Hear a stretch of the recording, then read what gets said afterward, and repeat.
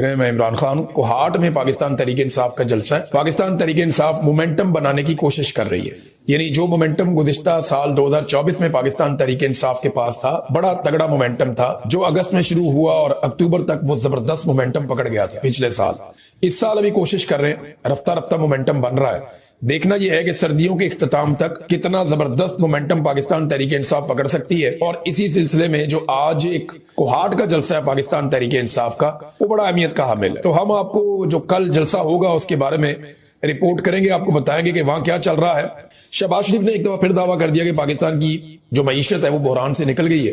होता यह कि जब भी इनको IMF से नया कर्जा मिलता है ना, ये चौड़े हो जाते हैं। ये कर्जा लेके फटाफट काटन का सूट पहन लेते हैं। ये पंजाब का एक कल्चर होता था, कर्जा मांगते थे रो रो के, पिट पिट के पैसे दे दो, ये नहीं हो रहा वो नहीं हो रहा। जैसे ही पैसे मिलते थे काटन वाला सूट पा के चौड़ा होकर निकल जाता थी बाहर पिंड च। ये शहबाज शरीफ का वो वाला काम है। जैसे ही इनको IMF की किस्त मिलती है ना, ये चौड़े हो जाते हैं, काटन वाला सूट निकाल लेते हैं कि जनाब हम साढ़े को पैसे है गए हूं असं निबड़ लांगे। ये इनकी करतूत है। और पाकिस्तान की मईशत डूबी हुई है, वो ये कह रहे हैं जनाब के बहरान से हम पाकिस्तान निकल आए। अब आ जाए नादरीन में, अब सोशल मीडिया पे ना दो चीजें बड़ी वायरल हुई।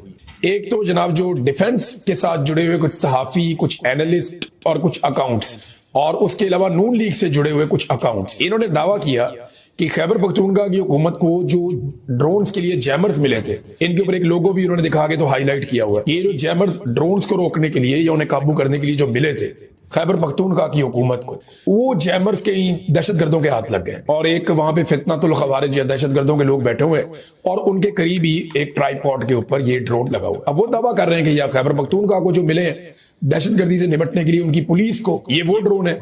तो इसमें जो खैबर पख्तूनख्वा की गवर्नमेंट है और जो PTI खैबर पख्तूनख्वा है, उन्होंने IG खैबर पख्तूनख्वा से पूछा और ये चीज उन्होंने क्लैरिटी के साथ बताई कि हमारी सारी चीजें महफूज हैं और हमारे पास हैं, हमारा कोई भी असला तालिबान के कंट्रोल में नहीं गया, ये प्रोपेगेंडा और झूठ है। और साथ ही साथ ये लोगो है, इसको जब हमने क्लोज करके देखा तो ये लोगो खैबर पख्तूनख्वा हुकूमत का लोगो नहीं था ना। ये वो लोगो है जो लोगो वाला वेपन सुहेल अफरीदी ने IG खैबर पख्तूनख्वा को दिया था। तो एक तो ये झूठ पकड़ा गया।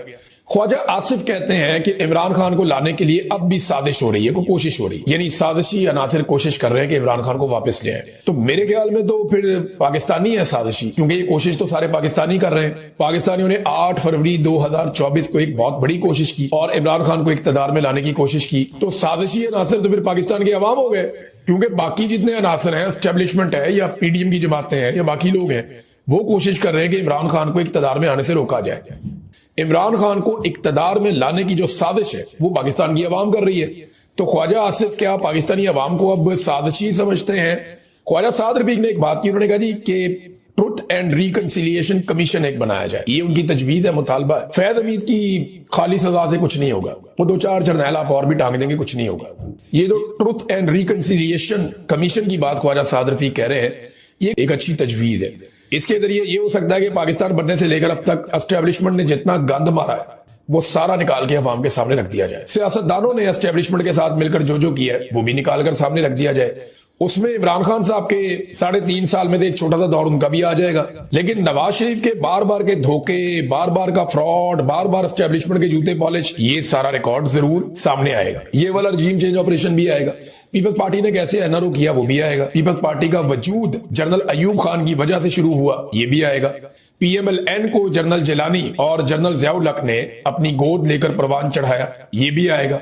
तो इमरान खान तो किसी डिक्टेटर की गोद में बैठकर नहीं आया था ना। इमरान खान ने तो 2011 तक बड़ी लंबी स्ट्रगल की, फिर जाकर उसकी पार्टी बनी, बड़ी तगड़ी हो गई। जब 2018 में एस्टेब्लिशमेंट को नजर आ गया कि इमरान खान की पार्टी सबसे ज्यादा मकबूल है, तो एस्टेब्लिशमेंट इमरान खान की झोली में आकर गिर गई। वहां खान साहब को चाहिए था कि एस्टेब्लिशमेंट को उठा के बाहर फेंकते, या अगर कमजोर हुकूमत मिल गई थी तो ना लेते। अब मेरा उसके बारे में ये मानना है, क्योंकि मैंने इलेक्शन सर्वे खुद किया था, तो इलेक्शन सर्वे ये बता रहा था कि PTI ज्यादा नशिस्तें जीत रही है, लेकिन सेंट्रल पंजाब में PTI को बहुत सारी सीटें हरवा दी गई ताकि PTI की एक लूली लंगड़ी और कमजोर हुकूमत बने, और वो कमजोर हुकूमत कभी भी एस्टेब्लिशमेंट के सामने किसी किस्म का प्रॉब्लम क्रिएट ना कर सके। अब ख्वाजा साद रफीक साहब तो बड़ा अच्छा मशवरा दे रहे हैं, लेकिन ख्वाजा आसिफ ये हाइब्रिड निजाम के ख्वाहिशमंद है। वो कहते हैं निजाम हाइब्रिड होना चाहिए और वो उसको बड़ा पसंद कर रहे हैं आजकल। हफीजुल्लाह नियाज़ी साहब ने भी एक बात की है इसमें। नियाज़ी साहब ने कहा कि अस्करी क़यादत को अवाम के साथ सुलह करनी होगी और अवाम की नाराजगी इन्हें महंगी पड़ेगी। ये हर जी शऊर आदमी, हर समझदार आदमी ये कह रहा है कि पाकिस्तान की अस्करी क़यादत, यानी कभी टिकटॉकरों की तरफ देखते हैं बेचारे, कभी दरबारी मुल्ला मौलवी हैं उनकी तरफ देखते हैं, कभी बेचारे फैसल वाडा की तरफ देखते हैं, कभी ओन चौधरी की तरफ देखते हैं, कभी किसी को देखते हैं, किसी को देखते हैं, किसी को देखते हैं, बेचारे इसी चक्कर में लगे हुए हैं। तो पाकिस्तान की जो मुक्तदरा या एस्टेब्लिशमेंट है अस्करी क़यादत, उसे इधर उधर देखने की बजाय अवाम के साथ सुलह करनी होगी। अवाम की नाराजगी नहीं तो इन्हें महंगी पड़ेगी, ये हफीजुल्लाह न्याजी साहब ने कहा। नाज़रीन, एक खबर पिछले वीलॉग में हमने आपको दी थी, आपको बताया था कि शहबाज शरीफ साहब जब मिलने के लिए गए प्यूटन को, तो वहां शहबाज शरीफ साहब को इंतजार करवाया गया और 40 मिनट का रिपोर्ट किया भारतीय अखबारात ने। भारत का एक नहीं, दो नहीं, कई चैनल इसके बारे में बात कर रहे थे और कुछ और जगहों पे भी ये बात हो रही थी। उसके बाद भारत की एक वेबसाइट ने अपनी पोस्ट डिलीट की है और इसको अनाउंस भी किया। जब उन्होंने ये कहा तो उसके बाद पाकिस्तान की जानिब से बहुत सारे लोग मैदान में आ गए। उन्होंने कहा जी कि ये तो प्रोपेगेंडा किया गया शहबाज शरीफ के खिलाफ। ये इमरान खान साहब के जो गैर मुल्की दौरे थे ना, वो बड़े कैलकुलेटेड होते थे। सरकारी अखराजात भी उन्होंने बहुत कम कर दिया था, बहुत कम। लेकिन शहबाज शरीफ साहब की तो ब्रेक ही नहीं लग रही। ये जनाब इधर से आते हैं हो गया, उधरों आंदा है गया। शहबाज शरीफ साहब ने तो बल्कि और कोई चीज समझ नहीं आ रही। मियां साहब कहते मेरी आनियां जानियां देखो, तुसी बस पैसे आ रहे ने नहीं आ रहे, तुसी मेरी आनियां जानियां देखो। मैं ए आया ए गया। इन्होंने रक्षा बना के रख दिया एयरफोर्स वन को। पाकिस्तान एयरफोर्स का तैयारा है भाई, वो तैयारा पाकिस्तान का प्राइम मिनिस्टर इस्तेमाल करता है। वो कभी भतीजी लेके निकल जाती है, भाई लेके निकल जाता है, कभी खुद लेके निकल जाता है। रक्षा बना के रख दिया इन्होंने। ये जनाब ये पाकिस्तान के साथ कर रहे हैं। लेकिन अब ये एक रशियन अखबार है और कमरसांत इसका नाम है। ये रूसी अखबार भी इसकी तस्दीक कर रहा है कि उर्दगान से मुलाकात के दौरान शहबाज शरीफ को, उर्दगान से मुलाकात हो रही थी ना प्यूटन की, तो इस दौरान शहबाज शरीफ को आधा घंटा तनहा इंतजार करना पड़ा और वो बैठे बैठे थक गए। ये लिखा उन्होंने। और एक और वीडियो भी बड़ी वायरल हो रही है जिसमें शहबाज शरीफ साहब आगे आगे चल रहे हैं, काफी आगे जा रहे हैं, बाकी सारे रहनुमा पीछे इकट्ठे आ रहे हैं। अब पिछली मर्तबा ये हुआ था कि शहबाज शरीफ साहब पीछे रह गए थे और वो सारे रहनुमा आगे आगे इकट्ठे चल रहे थे, तो शहबाज शरीफ साहब उनके साथ नहीं थे, तो शहबाज शरीफ साहब पीछे रह गए। तो बड़ी तनकीद हुई। इस दफा शहबाज शरीफ साहब उन सबसे आगे निकल गए और आगे जाके चौधरी बन गए। साथ उनके फिर भी नहीं थे। देखिए, साथ फिरना, आगे चलना, पीछे चलना। उन्होंने फोटो खींचते हुए शहबाज शरीफ साहब को पीछे फेंक दिया एंड पे। सरमायाकारी किधर है, सफारती कामयाबी किधर है? यानी आप जाते हैं तो डोनाल्ड ट्रंप के भी आप बहुत कसीदे गाते हैं, आप प्यूटन के भी कसीदे गाते हैं, मोहम्मद बिन सलमान साहब के भी आप कसीदे गाते हैं, तमाम अरब हुक्मरानों की आप तारीफें करते हैं। चीन में जाते हैं तो उनके साथ आप बड़ी मीठी जुबान बोलते हैं, हर एक को आप एयरपोर्ट पे रेड कारपेट प्रोटोकॉल देते हैं। लेकिन इसके बावजूद आपके मुल्क में किसी किस्म की कोई सरमायाकारी नहीं आई।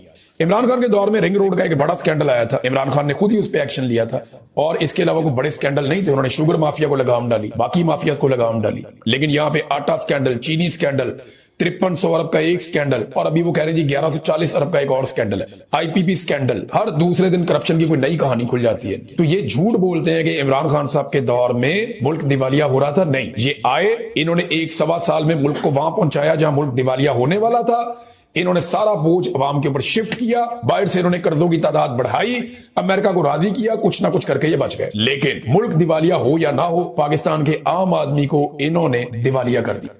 उन्होंने जो बयान दिया उसमें उन्होंने एक बहुत बड़ा इंकशाफ कर दिया। पाकिस्तान के अंदर नॉर्मली ये तासुर था कि पाकिस्तान के ऊपर अमेरिका दबाव डाल रहा है कि आप गजा के अंदर अपनी फौज भिजवा दें। ये तासुर बन रहा था पाकिस्तान के अंदर।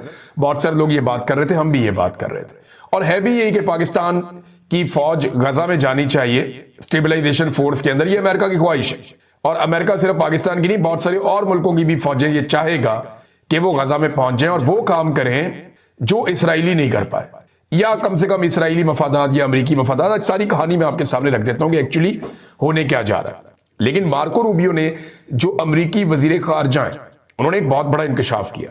उन्होंने कहा जी हम पाकिस्तान के शुक्रगुजार हैं कि पाकिस्तान ने गजा के लिए आलमी इस्तेहकाम फोर्स का हिस्सा बनने की पेशकश की और हम इस पेशकश पे गौर कर रहे हैं। अंदाजा कीजिए आप, यानी पाकिस्तान अमेरिका को जाकर कहता है कि आप गजा के अंदर जो फौज भिजवाना चाह रहे हैं, एक आलमी फौज बनाकर हम उसका हिस्सा बनना चाहते हैं। पाकिस्तान खुद पेशकश कर रहा है। अब दो चीजों पे आपने गौर करना है। एक स्टेटमेंट डोनाल्ड ट्रंप ने दिया और एक स्टेटमेंट दिया मार्को रूबियो ने। डोनाल्ड ट्रंप ने कहा कि शहबाज शरीफ और फील्ड मार्शल आसिम मुनीर, ये दोनों बहुत अच्छे लोग हैं। ये जो भी मैं मंसूबा बना रहा हूं गजा के हवाले से और हमास के खिलाफ या फलस्तीन के हक में, जो भी मंसूबा डोनाल्ड ट्रंप कह रहे हैं मैं बना रहा हूं, जो भी मैं मंसूबा बना रहा हूं, उस मंसूबे में फील्ड मार्शल आसिम मुनीर और शहबाज शरीफ, ये दोनों पहले दिन से मेरे साथ हैं। ये बात किसने की? डोनाल्ड ट्रंप ने। और डोनाल्ड ट्रंप ने कहा कि ये इन दोनों ने मुझे ये बात बताई कि हम पहले दिन से यानी बिगिनिंग से हम आपके साथ हैं, शुरू से ही। ट्रंप साहब, ये आसिम मुनीर साहब ने भी कह दिया उनको, और शहबाज शरीफ साहब ने भी कह दिया, और ट्रंप ने पूरी दुनिया को बता दिया कि ये दो बंदे मेरे साथ हैं पहले दिन से। अब मंसूबा क्या है वो आगे चल के मैं आपको बताता हूं, लेकिन ट्रंप के मंसूबे में ये दोनों हजरात कह चुके हैं जनाब हम पहले दिन से आपके साथ हैं। नंबर एक। नंबर दो, अब मार्को रूबियो ये कहता है कि उस मंसूबे के तहत जो फौज जानी है गजा में, उस फौज के अंदर अपनी फौज शामिल करने के लिए पाकिस्तान ने खुद ही पेशकश कर दी है। और पाकिस्तान कह रहे हैं हम अपनी फौज भेजना चाह रहे हैं गजा में, हम इस पेशकश पे गौर कर रहे हैं। ये मार्को रूबियो का स्टेटमेंट है। अब दोनों ने पाकिस्तान का एक एक पोल खोल दिया। याद रहे कि आसिम मुनीर और शहबाज शरीफ ने डोनाल्ड ट्रंप के बयान के ऊपर कोई तरदीद जारी नहीं की। उन्होंने ये कभी नहीं कहा कि डोनाल्ड ट्रंप ने झूठ बोला, या हमने डोनाल्ड ट्रंप को ये नहीं कहा कि हम पहले दिन से आपके साथ हैं। ये दोनों बंदों ने इसके ऊपर किसी किस्म की तरदीद नहीं दी। आईएसपीआर के डीजी आए, उन्होंने सियासी प्रेस कॉन्फ्रेंस की, लेकिन इस पर बात नहीं की। शहबाज शरीफ का वजीर इत्तलात से लेकर ऊपर नीचे सारे, किसी ने इसके ऊपर बात नहीं की। यानी डोनाल्ड ट्रंप की इन्होंने खुद ही तस्दीक कर दी। अब मार्को रूबियो के स्टेटमेंट के ऊपर भी क्या पाकिस्तान ये कहेगा कि हमने पेशकश नहीं की, बल्कि हमें यह दरखास्त की गई अमेरिका की जानिब से कि आप अपनी फौज गजा में भिजवा दीजिए आलमी इस्तेहकाम फोर्स का हिस्सा बनने के लिए। देखिए उन्होंने तो साफ कह दिया, पाकिस्तान ने खुद कहा हम पेश कर रहे हैं अपने फौजी, आपको प्लेट में रख के ले जाएं आप। पाकिस्तान ने खुद पेशकश की है, और अभी वो ये कह रहे हैं कि हम इस पेशकश पे सिर्फ गौर कर रहे हैं। ये जनाब मार्को रूबियो का स्टेटमेंट है। अब ये पेशकश है क्या और ये होना क्या है, जरा थोड़ा सा मैं आपके सामने डाटा रखता हूं। नंबर एक तो आप ये ध्यान में रखें कि डोनाल्ड ट्रंप ने व्हाइट हाउस के जरिए से 5 नवंबर 2025 को अपना एक मंसूबा पेश किया था कि जनाब एक्चुअली करना क्या है गजा में। उसके 20 नुकात थे, और बड़े अहम नुकात में से एक ये भी था कि वहां पे एक फौज भेजी जाएगी जो फौज मखसूस ड्यूटियां करेगी, यानी हमास को गैर मुसल्लह करेगी, हमास को वहां से निकालेगी, हमास को दहशतगर्द करार दिया जाएगा, उसके खिलाफ कार्रवाई करेगी। फलस्तीन की जानिब से जो हमले होते हैं इसराइल पे, वो इसराइल को हिफाजत भी दी जाएगी। इसराइली सरहदों के तहफ्फुज की जिम्मेदारी भी गजा स्टेबलाइजेशन फोर्स की होगी।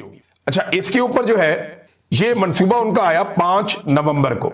अब राणा सनाउल्लाह साहब पाकिस्तान में क्या दावा कर रहे हैं, वो ये दावा कर रहे हैं जी फलस्तीन ने खुद तस्लीम किया है ट्रंप के अमन मंसूबे को। वो ये कह रहे हैं जी कि हमास ने खुद माना है अपने आप को गैर मुसल्लह करने के मामले को। ये राणा सनाउल्लाह ने क्लेम कर दिया पाकिस्तान के टीवी चैनल के ऊपर। पाकिस्तान के लोग रोटी को चोची नहीं कहते, ये इतनी पुरानी बात नहीं, हम निकाल के आपके सामने सारे सबूत अब रखने वाले हैं। राणा सनाउल्लाह का ये दावा है पाकिस्तानी हुकूमत का कि हमास ने खुद कहा कि हम अपने आप को गैर मुसल्लह कर लेंगे, उन्होंने तस्लीम कर दिया इस बात को, और फलस्तीनी खुद डोनाल्ड ट्रंप के मंसूबे पर मुत्तफिक हो गए। अब मैं आपको बताता हूं इसके ऊपर जो करारदाद पेश की गई ना अक़वाम मुत्तहिदा में, वो 17 नवंबर को की गई थी, लेकिन उससे पहले 14 नवंबर को हमास ने जवाब दे दिया था, और हमास का जवाब बड़ा मुंह तोड़ था और साफ जवाब था। यानी अमेरिकन ने जो मंसूबा पेश किया 5 नवंबर को, उस मंसूबे में बहुत सारी चीजें शामिल थी, लेकिन हमास ने उस मंसूबे को एज इट इज कबूल नहीं किया। और आज फलस्तीन में या गाजा में हुकूमत किसकी है? हमास की है। दूसरे नंबर पे जो तंजीम है महमूद अब्बास की, उसका नाम है फतह, वो कहीं पे भी नहीं है। अस्पतालों का कंट्रोल हो, इंतजामिया का कंट्रोल हो, हुकूमती इदारों का कंट्रोल हो, जितना भी शहरों का कंट्रोल है, हर चीज का कंट्रोल मुकम्मल तौर पे हमास के पास है। और जो एक सर्वे हुआ इसी साल अक्टूबर 2025 में, एक सर्वे हुआ बड़ा वसी, और उसकी रिपोर्ट के मुताबिक हमास की मकबूलियत इस वक्त फलस्तीन में सबसे ज्यादा है, और नंबर 1 पे हमास है, नंबर 2 पे फतह है, और हालिया सर्वे के मुताबिक हमास की मकबूलियत फतह से दुगनी है। यानी 2/3 जो फलस्तीन है वो फतह के मुकाबले में हमास के साथ खड़ा है, और हुकूमत भी हमास की है। तो लाजमी बात है जो हमास कहेगा वही फलस्तीन कह रहा होगा ना। अब आप कागजों के अंदर लिख दें कि जनाब महमूद अब्बास साहब जो है वो मालिक है, तो वो मालिक तो नहीं बन जाएंगे। मालिक तो वही होगा जिसके बाद इक्तदार होगा, जिसके बाद अवामी सपोर्ट होगी। तो अवामी सपोर्ट जो है वो हमास के पास है। ये अक्टूबर 2025 की रिपोर्ट है उसके मुताबिक, यानी आज से 2 महीने पहले तक। और ये जंगबंदी के बाद की बातें मैं आपको बता रहा हूं। इतनी लड़ाई और इतने नुकसान के बाद भी फलस्तीनी हमास के साथ ज्यादा बड़ी तादाद में खड़े हैं। हमास ने जिन बातों पर इत्तफाक किया था डोनाल्ड ट्रंप के मंसूबे में, उसमें 2 चीजें थी। नंबर 1 यरगमालियों की रिहाई की जाए, नंबर 2 जंगबंदी की जाए। ये 2 चीजों के ऊपर उन्होंने कहा जी फौरी जंगबंदी कर दें मुस्तकिल तौर पे, और यरगमालियों को छोड़ा जाए। आप हमारे कैदी छोड़े, हम आपके कैदी छोड़ते हैं। ये चीजें हमास ने मान ली थी। जिन चीजों को हमास ने नहीं माना था वो कौन सी थी, जिसपे राणा सनाउल्लाह साहब कह रहे हैं ना कि वो कह रहे हथियार भी दे देंगे, वो कह रहे हुकूमत भी खत्म कर देंगे, वो कह रहे जी चीजें हम मानेंगे। और इसके लिए हम अपनी फौज वहां भिजवाना चाहते हैं। राणा सनाउल्लाह साहब कह रहे हैं या इसहाक डार साहब आज कह रहे हैं। अब ये लोग हुकूमत इस तरफ चल पड़ी है ना, तो मैं याद दिलाता हूं कि 14 तारीख को यानी 5 नवंबर को